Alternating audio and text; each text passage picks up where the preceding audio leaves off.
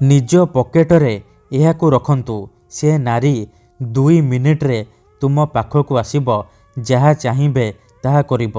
हाँ फ्रेंड्स, जदि आपण सुंदरी सुंदरी झील को पटेइबाकु चाहुचंती, पड़िशा घर सुंदरी भाउज ठारू निजर मन मुताबक काम हासिल करने चाहूँगी, तेबे आजिर एही भिडियोटी आपणकर इच्छा को पूरण करिब।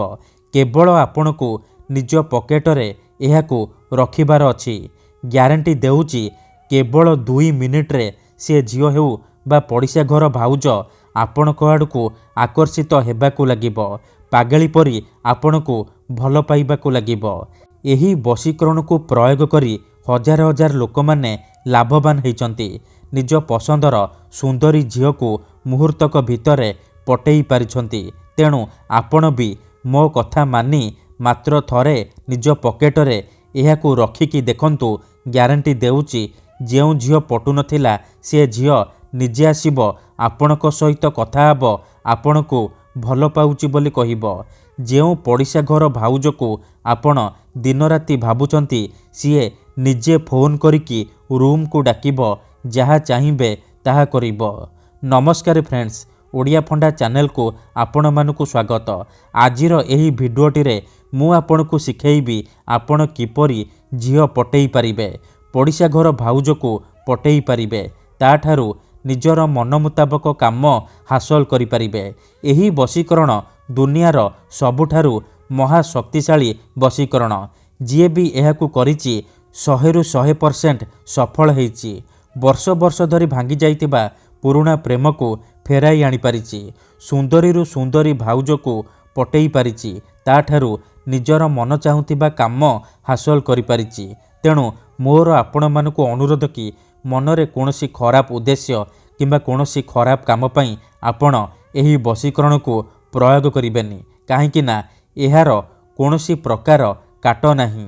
जेउ झील बा भाउज उपरे आपण एही वशीकरण को मात्र गोटिए थर प्रयोग करिदेबे, सीए सेही समय ठारू आपणक बसरे होइजिब, जहा चाहिबे ताहा करिब, कोनोसी प्रकार बाधा देब नाही।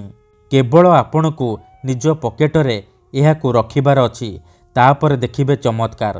हाँ फ्रेंड्स, केते थर एमिति हेइताए कि आपण जेउ झील को भल पाउचंती, हेले सी आपण को भल पाएनी, अन्य काहाकू भल पाए, आउ आपण ता पछरे गोड़ेई गोड़ेई निजर सबु समय सारी दियंती, किंतु से झील को पटेई पारंतिनी।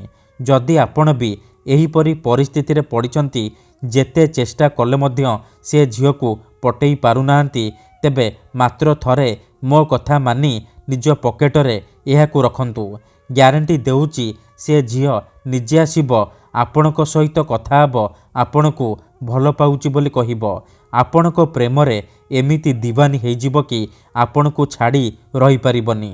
एही वशीकरण साहाय्यरे आपण सासू नणंद दियर भाउज काहाकू भी निज बसरे करि पारिबे, ताठारू निजर मन मुताबक काम हासिल करि पारिबे। ठीक अछि, तेबे एही वशीकरण विधि को आपण किपरि करिबे, केमिति करिबे, एहार प्रयोग विधि कौन, मु आपणकू सिखेइबी। संपूर्ण प्रयोग विधि ठीक भाबरे सिखेइबी। जानिबा पई मोर आपण मानकू अनुरोध कि आपण भिडियोटी को मूलर शेष पर्यंत पूरा ध्यान सहित देखिबे, तेबे जाय कि आपण संपूर्ण प्रयोग विधि जानि पारिबे। अधारू छाड़िकी पळैले किंबा काटी काटी देखिले आपण किछि भी बुझी पारिबेनी।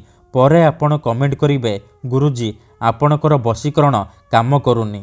देखंतु, वशीकरण विधि जानिबा पूर्वरु गोटिए छोटिया कथा मने रखंतु। वशीकरण एमिति सेमिति काम करेनी। मनरे संपूर्ण विश्वास, निष्ठा आउ एकाग्रतार सहित आपणकू एही वशीकरण करिबाकू पड़िबो। तेबे जाई मु आपणकू ग्यारंटी देउची, आपण जेउ झील बा महिला को पटेइबाकू चाहुचंती, ताकू अति सहजरे पटेई पारिबे, ताकू निज बसरे करी ताठारू निजर मन मुताबक काम हासिल करि पारिबे। मने रखंतु, एही वशीकरण विधि को आपण केउ भी बारे करि पारिबे, किंतु जेबे भी करिबे सूर्यास्त परे राति समय करिबे।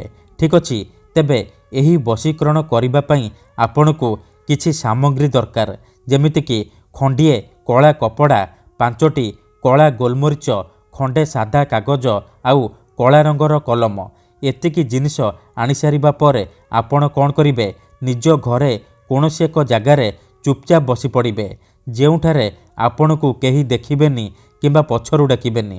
ପ୍ରଥମେ ଆପଣ କ'ଣ କରିବେ, ଯେଉଁ କଳା କପଡ଼ା ଆଣିଛନ୍ତି ସେ କଳା କପଡ଼ାକୁ ନିଜର ସାମ୍ନାରେ ରଖିବେ। ତାପରେ ଯେଉଁ 5ଟି କଳା ଗୋଲମରିଚ ଆଣିଛନ୍ତି ସେ 5ଟି କଳା ଗୋଲମରିଚକୁ ଡାହାଣ ହାତରେ ମୁଠେଇକି ଧରିବେ ଆଉ ଆଖି ବନ୍ଦ କରିକି ସେଇ ଝିଅ ବା ମହିଳାକୁ ମନେ ମନେ ଭାବିବେ, ତାହାର ମୁହଁକୁ ନିଜ ମନରେ ଭାବିବେ। ତାପରେ 5 ଥର ସେଇ ଝିଅ ବା ମହିଳାର ନାମ କହିବେ। ତାପରେ ମୁଠା ଖୋଲିବେ ଆଉ ସେ ମରିଚରେ ଗୋଟିଏ ଥର ଫୁଙ୍କିଦେବେ। ଏତିକି କରିସାରିବା ପରେ ସେ 5ଟି ମରିଚକୁ କଳା କପଡ଼ା ଉପରେ ରଖିଦେବେ। ତାପରେ ଯେଉଁ କାଗଜ ଆଣିଛନ୍ତି ସେ କାଗଜରେ କଳା କଲମର ସାହାଯ୍ୟରେ ଗୋଟିଏ ମନ୍ତ୍ର ଲେଖିବେ। ମନ୍ତ୍ରଟି ଏହିପରି, ଓମ୍ କାମିଚ୍ଛାମୟୀ ଆମୁକଂ ସର୍ବମୋହି କରତି କରତି। ଆମୁକଂ ଜାଗାରେ ଆପଣ ସେଇ ଝିଅ ବା ମହିଳାର ନାମ କହିବେ ଯାହାକୁ ଆପଣ ନିଜ ବଶରେ କରିବାକୁ ଚାହୁଁଛନ୍ତି।